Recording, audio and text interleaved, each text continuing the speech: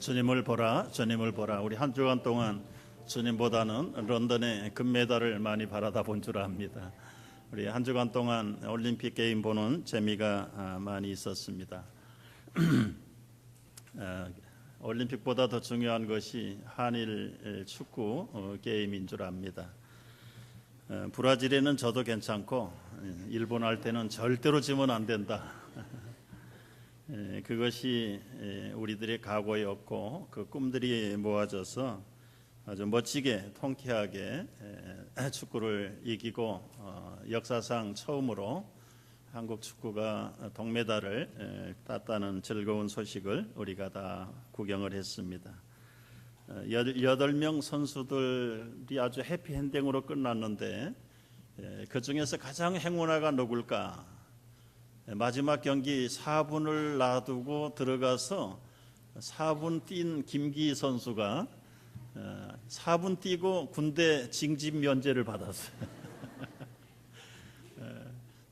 뭐 4시간 뛰는 선수도 있고 뭐 예선전까지 하면 아마 40시간 뛰는 선수도 있을 텐데 참 행운아 중에 행운아가 아닌가 생각이 됩니다. 또 좀 불행한 선수는 미드필드로 수고했던 박정우라는 선수가 승리하고 너무 기뻐가지고 운동장을 꽁충꽁충 뛰는데 관중석에서 한국 관객이 하나 준 거를 들고 뛰었어요. 독도는 우리 땅. 그래서 올림픽 정신은 정치적인 이슈를 들고 나올 수 없는데 위반했다고 해서 시상식에도 참가 못하고 앞으로 그 선수에게는 동메달도 아마 박탈당하지 않겠는가. 박탈되면 군대를 끌려가는지 어쩌는지 그건 잘 모르겠습니다. 하여튼 희비가 엇갈리고 또 기쁨 중에 기쁨의 게임이었는데 그 게임을 보면서 그런 생각을 해봤습니다. 우리 한국과 일본의 민족 감정은 언제쯤 되면 끝날까? 아마 영원히 끝나지 않을 수도 있겠다. 나라들마다 그 이웃 나라들하고 다 민족적인 감정이 없는 나라가 없습니다. 독일과 영국이 그렇고 프랑스와 독일이 그렇고 세르비아와 그 옆에 사는 러시아가 그렇고 남미는 남미대로 북미는 북미대로 원주민들과 후에 이민 들어온 백인들 간의 그 인종 갈등, 한 나라 민족이라도 민족 갈등은 사라졌다고 하지만 또 지역 갈등이 있어요. 예수님이 살고 계시던 그 당시에도 남북이 갈려가지고 유다와 이스라엘의 감정이 있었습니다. 참 서로 상종하지 않을 만큼 돼버리는 사마리아와 유대의 감정은 참 해가 오랜 그런 감정들이에요. 우리가 원래는 아브라함의 후손들로 한 자손들이지 않았습니까? 그런데 르호보암 왕 시대에 10지파 2지파가 나눠가지고 남쪽은 예루살렘을 중심으로 유다가 됐고 북쪽은 사마리아를 중심으로 이스라엘이 됐어요. 이 사마리아는 이제 아합이 왕이 됐을 때 그 이방 종교의 제사장의 딸 이세벨을 왕비로 맞아들이면서 완전히 여호와를 떠나고 우상을 섬기는 그런 나라로 전락을 하면서 아세라와 그 바알 선지자가 그 당시에 850명이나 있었다고 할 만큼 북쪽 이스라엘은 참 영적으로 타락했고 하나님에게서 등을 돌렸던 나라가 됐습니다. 물론 유대도 결국은 하나님을 저버리는 죄값으로 바벨론에 의해서 포로 생활을, 북쪽 이스라엘은 아시리아의 손에 의해서 멸망을 당합니다. 아시리아가 북쪽 이스라엘을 통치하면서 그들의 식민지 정책이 뭐였는가 하면은 아주 혈통을 뒤섞어버리는 자폰 정책을 썼습니다. 그래서 이방 민족들하고 통혼하게 만들고 강제로 결혼을 시켜가지고 그 이스라엘의 순수한 혈통을 다 뒤섞이게 만든 것이 이 사마리아 이스라엘의 후손들의 특징이 됐어요. 남쪽의 유다들은 1차, 2차, 3차 포로로 끌려갔지만 죽음을 불사하고도 그들은 민족의 순수함을 지켰습니다. 나중에 이제 포로에서 다 돌아왔죠. 그래서 무너진 예루살렘 벽을 재건할 때에 북쪽에 있는 이스라엘 사람들이, 사마리아 사람들이 우리도 예루살렘 성벽 재건하는데 동참하게 해달라. 남쪽의 유다 사람들이 당신들은 혈통을 더럽혔기 때문에 우리하고 상종할 수 없다, 안 된다. 성전 재건에도 동참하지 못하고 예루살렘 성전에 와서 예배 드릴 수도 없다. 아예 완전히 이렇게 정지시키고 결단을 했습니다. 그래서 이 북쪽 이스라엘은 사마리아 그리심산에 성전을 세우고 이제는 모세 오경을 사마리아 오경으로 변조를 해가지고 자기들 나름대로 하나님을 섬긴다고 섬기면서 완전히 남쪽 유대하고는 다른 민족처럼 아주 그야말로 견원주간이 돼서 서로 상종하지 않는 사이가 됐습니다. 그런 민족적인 배경을 가지고 있는데 오늘 4장에 예수님이 유대에서 저 북쪽에 갈릴리로 가셔야 되는데 보통 사람들이 가려면 그 사마리아를 관통해서 가면은 사흘, 3일이면 간. 그런데 사마리아 사람들이 오면은 길도 내주지 않고 방해도 하고 유대 사람들은 부정한 민족들하고는 교제하지 않는다고 그래서 그 땅도 밟지 않아. 그래서 유대 사람들이 갈릴리를 가려면 이쪽 요단강 쪽으로 건너가서 저 베리아 지역으로 해가지고 쭉 올라갔다가 다시 요단강을 건너서 갈릴리로 돌아가거나 아니면 이쪽 해변길로 통해서 직선거리를 놔두고 돌아간 3일이면 가는데 6일 이상을 걸어야 되는 그 길을 택해서 사용하는 것이 그 당시 두 민족 간의 상황이었습니다. 근데 오늘 요한복음 4장의 3절에 보면 예수께서는 유다를 떠나서 일부러 갈릴리로 가시는데 사마리아를 통과하여야 하겠는지라 일부러 찾아가시는 예수님의 모습을 우리가 보게 됩니다. 예수께서 의도적으로 사마리아를 통과하신 의도, 목적이 무엇이었을까? 일반 백성들은 다 회피하는 길인데 예수님은 그 길을 일부러 통과하시는 그런 결단의 모습을 가지고 사마리아를 향하여 나갔습니다. 우연이라는 건 없습니다. 더더구나 아침 저녁으로 기도하시면서 성령의 인도를 받으시는 예수님께서 아무도 찾아 나서지 않는 사마리아 땅을 통과하신 그 의도 속에는 분명한 목표를 가지고 나가신 것입니다. 우리가 오늘 4장에서 만나는 이름 없는 사마리아 여인 한 사람을 구원하고 그 사마리아 땅에도 복음이 필요하다는 사실을 전하기 위해서 예수님은 그 길을 택하셨던 것입니다.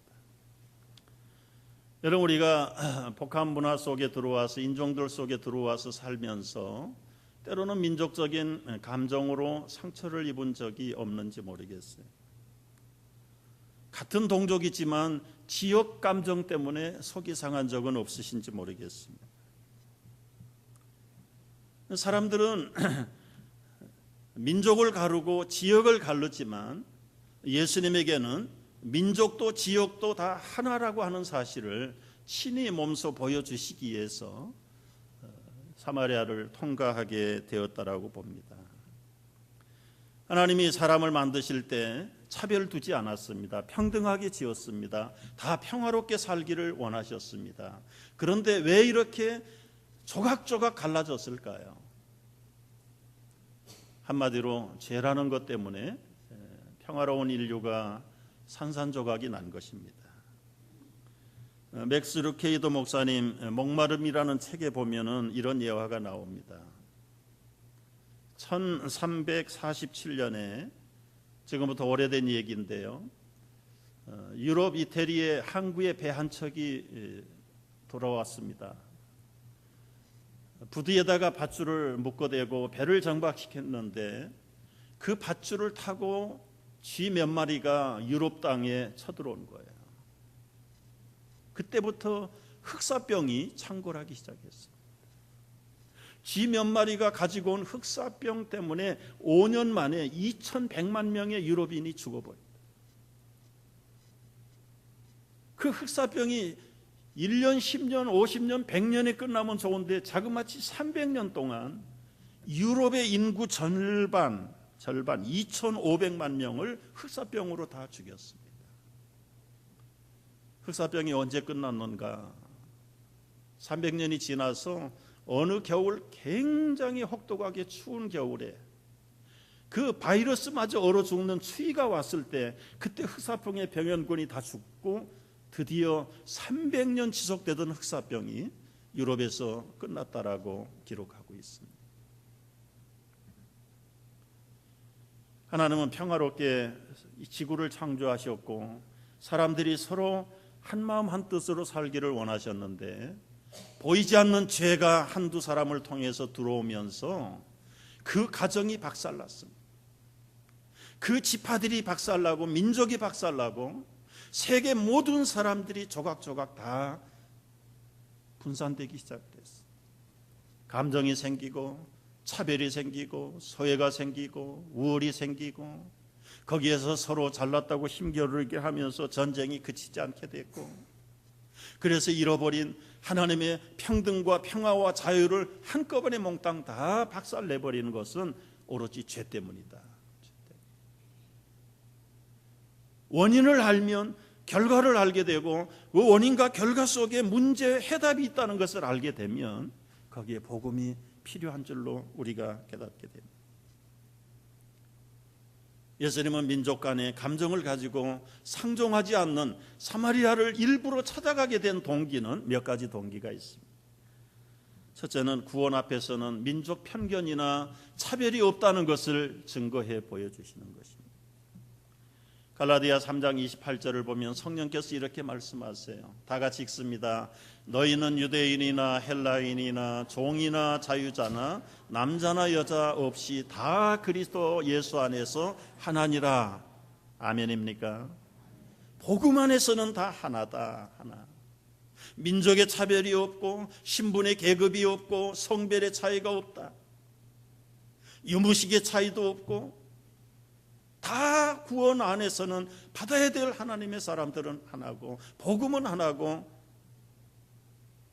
예수님이 그 민족의 벽을 허물기 위해서 아무도 찾아가지 않는 사마리아 땅을 의도를 가지고 찾아가시게 된 것입니다. 여러분 전도학 관계자들은 사장의 예수님 사마리아 찾아간 사건을 통해서 예수님의 전도 전략이라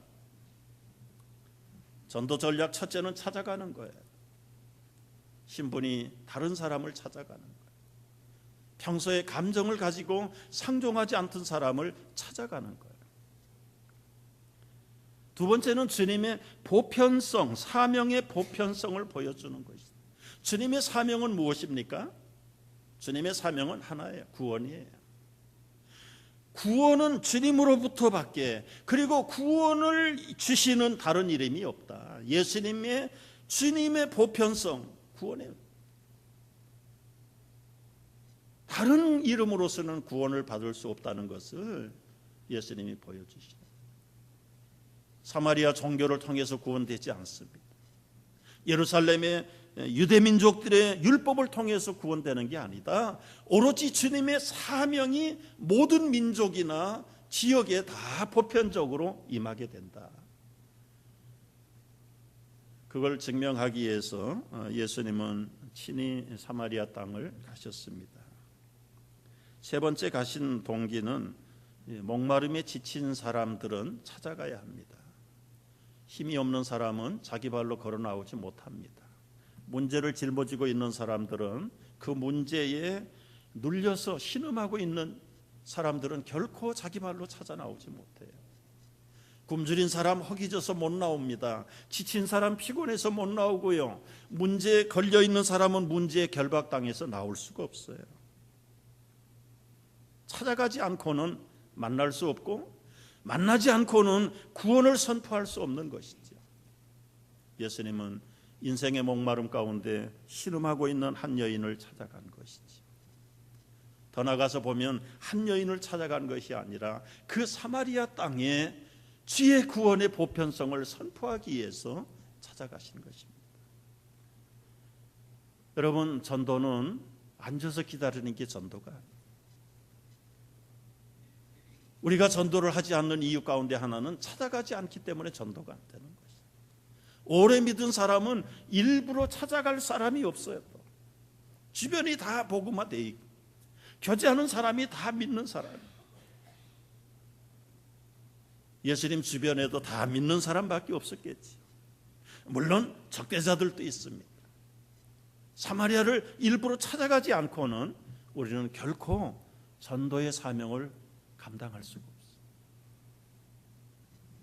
예수님은 그런 의도를 모범적으로 보이시면서 사마리아 사람들을 찾아가신 것입니다. 찾아가서 대화를 통해서 아이스 브레이크를 해요. 이제 전도의 전략 중에 전략입니다.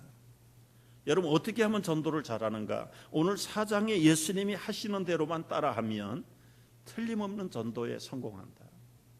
첫 번째는 예수님이 하시는 전도법은 대화법을 사용했어요. 대화를 하면서 접촉점을 찾는 겁니다. 컨택 포인트를 찾는 것이죠. 물 좀 주시겠습니까? 지금 이 사마리아 여인은 물 길지 않는 시간에 찾아 나온 거예요. 정오의 뜨거운 시간입니다. 여러분 중동이 얼마나 뜨거워요. 그들이 물을 길는 시간은 아침 그리고 저녁에 해질 때. 우물가에 모이면 동네 온갖 정보가 다 서로 교통되는 곳이 사랑방 역할을 하는 것이 그 부인들이 모이는 우물가입니다. 이름 없는 이 사마리아 여인은 그 다른 사람들에게 까십거리가 되기 싫은 거예요. 화제의 대상이 되고 싶지도 않고 자기의 사생활을 그들에게 드러내주고 싶지도 않아요. 그래서 이 문제를 언제나 가지고 있는 사람은 사람들이 모이는 곳에 가기를 싫어하는 사람. 물론 문제가 없어도 성격상 결함이 있는 사람들도 사람들이 모이는 곳에 가지 않습니다. 현대인들은 대체적으로 겉으로는 멀쩡한데 다 심리적인 핸디캡을 가지고 있어서 이 사람들 만나는 걸 그렇게 싫어하는 게 현대인들의 특징이에요. 가볍게 볼 게 아닙니다, 여러분. 혼자 있으면 혼자 문제를 해결할 수 있는가? 아니면 문제가 없는 사람이면 얼마나 좋을까요? 그런데 대부분은 벌써 많은 사람들 속에 가지 않는다는 것 자체가 벌써 성격의 결함의 문제를 갖고 있다는 것이죠.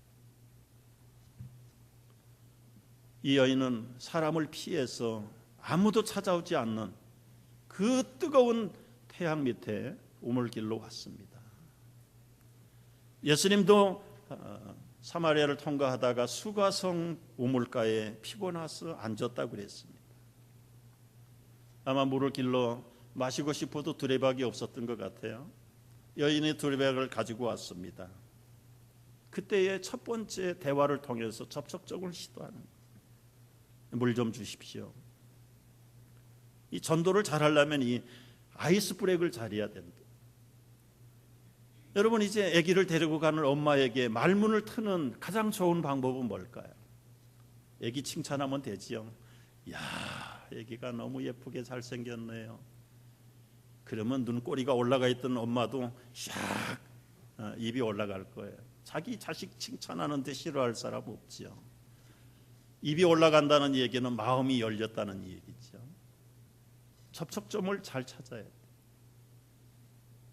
병약하고 나이가 많은 분들에게 접촉점은 뭘까요? 건강 이야기입니다.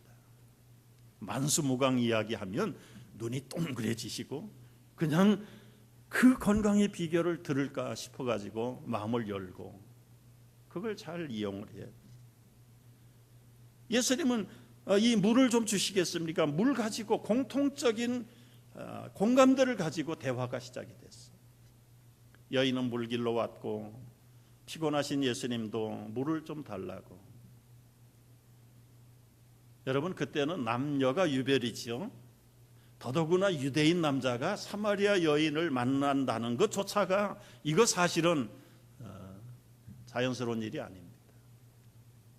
절대로 있을 수 없는 일인데 지금 현실 속에 만남이 이루어졌어요.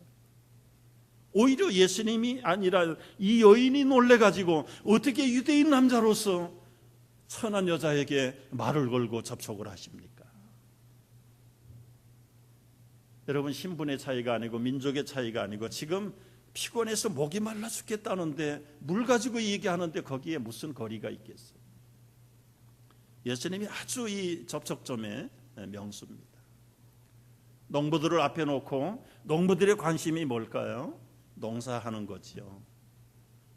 공중의 새를 봐라, 들의 백합을 봐라. 씨 뿌리지 않고 배틀에서 배를 짜지 않아도 얼마나 아름다운 옷으로 입히는가. 그리고는 그 얘기를 하면서 산상수훈 설교를 하시죠. 병자들을 만났을 때는 건강을 가지고 접촉하면 되지.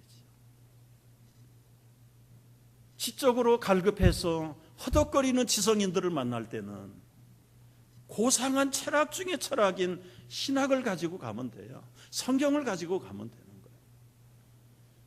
여러분, 이 접촉점에 첫 번째 말문을 트기 시작하면 거기에서는 서로 급속한 시간에 가까워지는 것을, 그 다음에 예수님은 10절에 보니까 호기심을 유발시켰어요. 하나님의 선물이 있습니다. 사람은 선물을 좋아해요. 사업이 안 된 사람에게 선물이 있다면 뭐가 선물일까요? 사업 잘 되게 하는 게 선물이겠죠. 부부간에 사이가 나빠서 감정이 다친 사람들에게 선물이 있다면 뭘까요? 그 가정의 평화를 회복하는 게 선물이겠죠. 여러분, 상대방의 상황과 관심을 예민하게 살피는 자들 속에는 성령께서 할 말을 넣어주신다고 그랬어요. 지금 이 물, 그렇지, 길러줘봐야 이 물을 먹으면 다시 목마른다. 그러나 내가 주는 물, 하나님이 주시는 선물을 먹으면 영원히 목마르지 않는다. 아니, 당신이 두레박도 없고 우리 조상 야곱이 판 이 엄청난 깊은 물을 어떻게 길러서 그렇게 영원히 목마르지 않는 생수를 주시겠느냐. 굉장히 진일보했잖아요. 거기에 하나님의 선물로 이끌어가는 것입니다. 그래서 실질적인 관심사를 다루는 거예요. 이 물을 마시는 자는 목마르겠지만 내가 주는 물은 영원한 목마르지 않는 영생수가 된다. 네 번째는 복싱보다 유도를 잘해야 된다고 그러죠. 여러분, 남편을 불러와라. 당신이 얼마나 비윤리적으로 나쁜 사람입니까? 그 문제를 해결해야 구원의 선물을 받습니다. 그러면 다 도망갈 거예요. 근데 예수님은 그렇게 직접적으로 정죄하지 않고 남편을 불러오세요. 스스로 자기의 부끄러움과 인생의 갈등, 그리고 채워지지 아니하는 인생의 목마름을 스스로 깨닫게 하시려고 우회적인 방법을 쓰는 것이 지금 남편을 불러오라는 이야기입니다. 여러분, 못생겼지만 면전에서 못생겼다 그러면 다 화나죠. 사람이 얼마나 민감한 동물인가요? 예수님은 너무 그래서 이 직접으로 받아치지 않아요. 여러분, 전도하다가 말싸움이 붙으면, 여러분, 빨갱이하고 예수 믿는 사람이 말을 제일 잘한다는데 말해가지고 이기지 못할 사람이 어디 있어요? 한 번 받아쳐서 그냥 케오패를 시키고 싶은데 그렇게 해놓으면 다음번에는 절대로 나타나지 않습니다. 마음이 열리지 않아요. 좀 져줘야 돼요. 그래서 여기 권투보다는 복싱을 잘해야 된다. 유도를 잘해가지고, 예수님은 얼마나 유도를 잘했어. 죄를 지적하기보다는 당신 남편을 불러오면 그 인생의 목마름을 해결할 수 있습니다. 다섯 번째 보면은 이 문제 핵심을 잘 지적하고 깨닫게 해주시는 것. 처음에는 생수 문제 얘기했지요. 생수가 지금 남편 문제로 진일보했지요. 근데 이 남편 다섯 그거 가지고 그 과거의 남편도 아니지만 지금 남편도 남편이 아니구나. 그런데 그 남편 얘기가 결국은 예배 얘기로 승화되는 사건입니다. 내 남편 다섯이 있었다. 여러분, 남편 50명이 있으면 만족할까요? 우리 가운데 50명 필요 없죠? 좀 적용해 보세요. 여러분의 집이 5채가 있으면 만족하시겠습니까? 여러분의 고급 자동차가 5대가 있으면 행복한 인생이 되겠습니까? 여러분들의 꿈이 5개가 다 이루어지면 그것으로 인생의 목마름은 해결될까요? 사람들은 숫자를 많이 늘리고 반복해 가면, 계속해서 새로운 것을 추구해 보면 거기 인생이 행복이 있는 줄로 착각을 하는데, 예수님은 5이 아니라 6이 아니라 있어도 안 됐다는 거예요. 아무리 사업에 성공해도 인생의 목마름의 갈증은 해결할 수 없다. 그렇다면 뭐냐? 신령과 진정으로 예배하지 않고는, 그 말은 한마디로 요약하면 성령으로 마시지 않고는 어떤 것을 붙잡는다고 해도 인생의 근본적인 목마름, 배고픔은 해결할 수 없다는 것이죠. 여러분, 우리 주위들이, 우리나라가, 민족들이, 인류가 허덕이는 갈증이 무엇입니까? 3등 국가가 2등 국가만 되면 좋을 것 같습니까? 1등 국가가 되면 문제가 다 해결될 것 같습니까? 부유한 나라가 되면 문제가 없을까요? 영원히 인생의 목마름은 해결되지 않습니다. 진정으로 영적으로 신령과 진정 안에 경배하지 아니하고는, 그 말은 앞으로 이제 이루어질 메시아의 성령을 받고 맛보지 아니하고는 인생의 해갈은 사라지지 않는다는 것을 말씀하십니다. 결정적인 찰나에 가서 예수님은 간증을 하십니다. 26절 말씀해 보시면은 예수께서 이르시되 네가 말하는 내가 그라. 이 간증의 파워풀한 능력이에요. 간증은 여러분 논리를 초월합니다. 변증을 초월하는 게 간증이에요. 왜냐하면 내가 체험했다는데 거기 무슨 이론이 필요할까요? 거기 무슨 사변이 철학이 필요하겠습니까? 구약에서 말하던 그 메시아, 온 이스라엘 백성이 고대하고 고대하던 그 메시아가 바로 여기 있다. 내가 메시아다. 그건 얼마나 직설적인 간증이. 그리고 나서 초청합니다. 21절 말씀 보면은요, 여자여 내 말을 믿으라. 이 산에서도 말고 예루살렘에서도 말고 너희가 아버지께 예배할 때가 이르리니 지금 신령과 진정으로 예배할 때다. 여러분, 전도해가지고 이 초청 결신을 못하면 그건 미완성입니다. 허사입니다. 아무리 컨택 포인트를 잘하고 아이스 브레이크를 잘했다고 해도요, 호기심을 유발해가지고 마음이 열렸다고 해도 이 예수 그리스도의 복음으로 결신하고 영접시키는 이 초청의 순서가 없으면 그건 완전히 실패작입니다. 예수님도 지금 아버지께 예배할 때가 지금이다. 그리심산에 갈 것도 없고 예루살렘 성전에 갈 것도 없다. 지금 성령이 여기에 와 계시는데 이 신령과 진정 안에서 예배하고 그 하나님 예수 그리스도를 영접한다면 당신의 문제는 영원히 목마르지 않는 생수의 샘을 얻게 될 것이다. 그때 이 여인은 예수 그리스도를 영접하고요, 너무너무 기뻐가지고 물동이를 내버리고 사람 깊이층에 있던 이 여인이 동네로 들어갔어요. 내가 만난 메시아를 여러분 와서 믿으라, 만나보라. 사람 깊이 하던 이 문제 많던 여인이 이제는 자기가 만난 예수 그리스도를 가서 증거하는 전도자가, 180도 달라지는 놀라운 인생의 변화가 그리스도를 만나는 자들 속에서 이루어지는 것입니다.